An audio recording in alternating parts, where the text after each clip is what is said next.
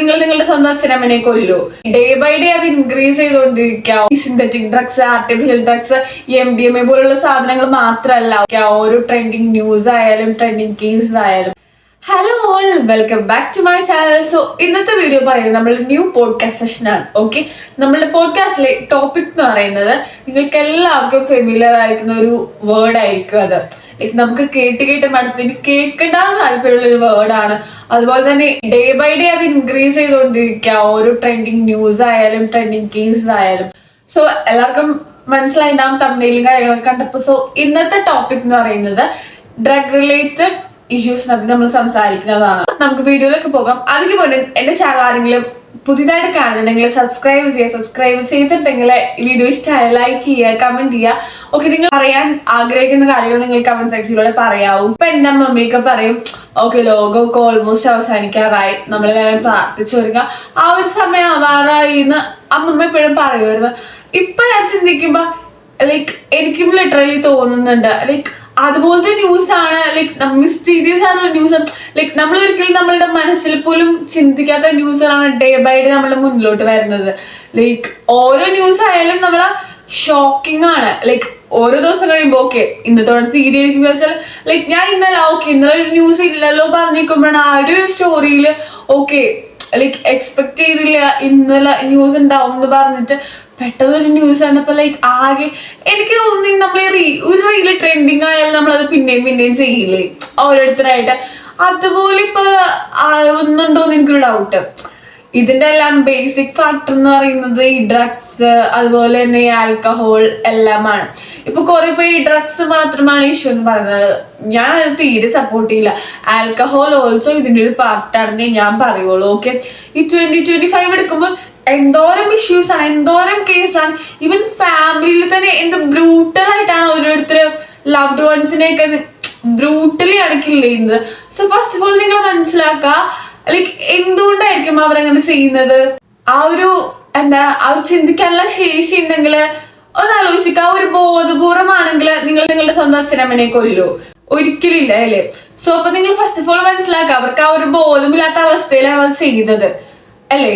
So ആ ഒരു ബോധമില്ലാത്ത അവസ്ഥയിലേക്ക് എങ്ങനെ എത്തിയെന്ന് ഫസ്റ്റ് ഓഫ് ഓൾ നിങ്ങൾ ചിന്തിക്കുക. അത് ഓട്ടോമാറ്റിക്കലി എന്താ ഈ ഡ്രഗ്സ് അതല്ലാണ്ട് ഈ ആൽക്കഹോൾ കാര്യങ്ങളായിരിക്കും അല്ലേ. അപ്പൊ ഫസ്റ്റ് ഓഫ് ഓൾ നിങ്ങൾ എനിക്ക് കൂടുതലും ബോയ്സിനോടും അതുപോലെ തന്നെ ഗേൾസിനോടും, ഈവൻ ഞാനിപ്പോ കൊച്ചിയിലൊക്കെ നൈറ്റ് ലൈക്ക് ഈ റെയിൽവേ സ്റ്റേഷനിൽ ഒക്കെ വന്ന് കഴിയുമ്പോൾ ഞാൻ കാണാറുള്ള കാര്യമാണ്.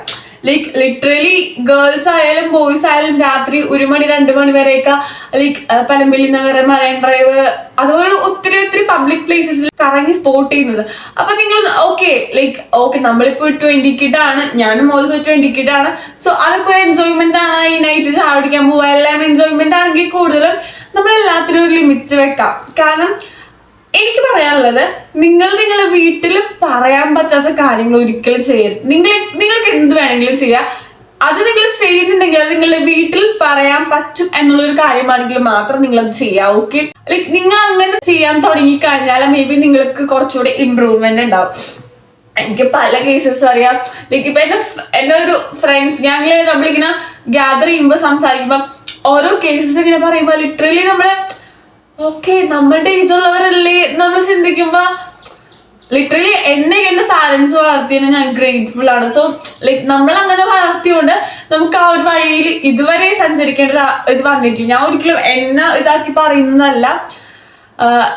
ഇപ്പോ ഞാൻ പറയാം, ഒരു ഫാമിലി എന്ന് പറയുമ്പോ ലൈക്ക് അവർക്ക് ഈ ഒരു സിറ്റുവേഷനിലേക്ക് പോവാൻ പല സിറ്റുവേഷൻസ് ഉണ്ടായിട്ടുണ്ടാവും. ചിലപ്പോ ഫാമിലിയിലെ പ്രഷർ ആയിരിക്കാം, ഫാമിലിയിലെ ഓരോ ലൈക്ക് ഓക്കെ ഇവൻ വേസ്റ്റ് ആണെന്നുള്ള ആ ഒരു തോട്ട് ഇവന്റെ മൈൻഡിലേക്ക് വന്നപ്പോ ഫ്രണ്ട്സ് ഫോഴ്സ് ചെയ്ത്, ഇപ്പൊ എല്ലാത്തിലും ഫാക്ടറി ഫ്രണ്ട്സ് ആണ്. ഈ ഫ്രണ്ട്സ് ഫോഴ്സ് ചെയ്യുമ്പോഴാണ് ഓൾമോസ്റ്റ് എല്ലാ കേസസിലും ലൈക്ക് ഈ ഫ്രണ്ട്ഷിപ്പിൽ നിന്നാണ് ഇത് സ്റ്റാർട്ട് ചെയ്യുന്നത്. സോ ഫസ്റ്റ് ഓഫ് ഓൾ മനസ്സിലാക്കാം, നിങ്ങൾക്ക് ഉണ്ടായിരുന്ന ആ ഫ്രണ്ട്ഷിപ്പ് അത് നല്ലതാണോ, നിങ്ങൾക്ക് നല്ലതാണോ അല്ലയോ എന്ന് മനസ്സിലാക്കാം. നിങ്ങളിപ്പോൾ അവരെ ഇത് അതിലേക്ക് ഇൻവൈറ്റ് ചെയ്യുമ്പോൾ നിങ്ങളൊരു നോ പറയാ. കാരണം ലിറ്ററലി നിങ്ങൾ ചിന്തിക്കുക, ഇത് നിങ്ങളുടെ വീട്ടിൽ പറഞ്ഞു കഴിഞ്ഞാൽ അവർക്ക് ഓക്കെ ആവുമെന്ന് ഫസ്റ്റ് ചിന്തിക്കുക. അങ്ങനെ അവർക്ക് ഓക്കെ ആണ് നിങ്ങൾക്ക് എന്ത് വേണമെങ്കിലും ചെയ്യാം. ബട്ട് എല്ലാത്തിനും ഒരു ലിമിറ്റ് വേണം.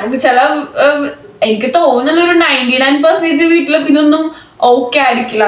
ഫസ്റ്റ് ഓഫ് ഓൾ നിങ്ങൾ ചിന്തിക്കാം, നിങ്ങൾ ഇത് ചെയ്ത് കഴിഞ്ഞിട്ട് നിങ്ങളുടെ ഫാമിലി, നിങ്ങളുടെ സിസ്റ്റർ, നിങ്ങളുടെ ഫ്രണ്ട്സ്, ഇങ്ങനെയുള്ളവരെയൊക്കെ നിങ്ങൾക്ക് ലൈക്ക് ലിറ്ററലി അവരാരാണെന്ന് നിങ്ങൾക്ക് മനസ്സിലാവാത്തൊരു സിറ്റുവേഷൻ നിങ്ങൾക്ക് ഉണ്ടെങ്കിൽ ലൈക്ക് അത് നിങ്ങൾ മാക്സിമം ഒഴിവാക്കുന്നതായിരിക്കും നല്ലത്. ഫസ്റ്റ് ഓഫ് ഓൾ നമ്മൾ മനസ്സിലാക്കാം, ലിറ്ററലി ലഹരി എന്ന് പറയുന്നത് ഇത് ഈ synthetic drugs, artificial drugs, MDMA പോലുള്ള സാധനങ്ങൾ മാത്രമല്ല. ഓക്കെ, ലൈക്ക് നിങ്ങൾ ഈ ഒരു 10-20-21 വയസ്സിലെ ഈ ഫ്രണ്ട്സിന്റെ കൂടെ നിൽക്കുമ്പോൾ അവരുടെ ഇടയിൽ വലിയ ആളാവാൻ, ഗ്യാങ്ങിൽ ഒരു വലിയ ആളാവാൻ വേണ്ടിയിട്ട് നിങ്ങൾ ചെയ്യുന്ന കാര്യങ്ങളായിരിക്കാം. അതല്ലെങ്കിൽ അതിൻ്റെ ഇടയിൽ ഒരു പ്രശ്നം വരുമ്പോൾ നിങ്ങൾ ഓക്കെ വലിയ ആളായി പോയി അത് തീർക്കുമ്പോൾ എന്തെങ്കിലും നിങ്ങൾക്കൊരു പ്രശ്നം വന്നാൽ, ഒരു പോലീസ് കേസോ അതല്ലെങ്കിൽ ഒരു ഹോസ്പിറ്റൽ കേസോ, ഇതുമൂലം നിങ്ങൾക്ക് ഉണ്ടാകുന്ന ആഫ്റ്റർ എഫക്റ്റിൽ എന്തെങ്കിലും ഒരു ഹോസ്പിറ്റൽ കേസ് വന്നാൽ പോലും ഈ ഗ്യാദർ ചെയ്ത ഫ്രണ്ട്സ് ഒന്നും അവിടെ കാണില്ല, നിങ്ങളുടെ ഫാമിലി മാത്രം അവിടെ ഉണ്ടാവുള്ളൂ. സോ അവരായിരിക്കും കൂടുതലും ഇതിനെ സഫർ ചെയ്യുക. ഈ ഒരു കാര്യങ്ങൾ ചെയ്യാനുള്ള ടെൻഡൻസി കാര്യങ്ങളൊക്കെ ഉണ്ടാവുക. ഈ തന്തവൈഭാവം എന്നൊക്കെ പറയും, അതിന് ഈ മെച്യൂരിറ്റി വരിക, അതായത് 25 ഒക്കെ കഴിയുമ്പോൾ നിങ്ങൾക്ക് ലൈഫ് എന്താണെന്ന് മനസ്സിലാവും. ഓക്കെ, നിങ്ങൾക്കൊരു ഫിനാൻഷ്യൽ സ്റ്റെബിലിറ്റി വേണം, അതുപോലെ ഒരു ഫാമിലി വേണം എന്നൊക്കെ തോന്നി തുടങ്ങുമ്പോൾ നിങ്ങൾ പയ്യെ ഇതിൽ നിന്നെല്ലാം മാറാൻ ശ്രമിക്കുകയായിരിക്കും. ബട്ട് ആ ഒരു ടൈമിൽ നിങ്ങളെ കൊണ്ടത് പറ്റണമെന്നില്ല.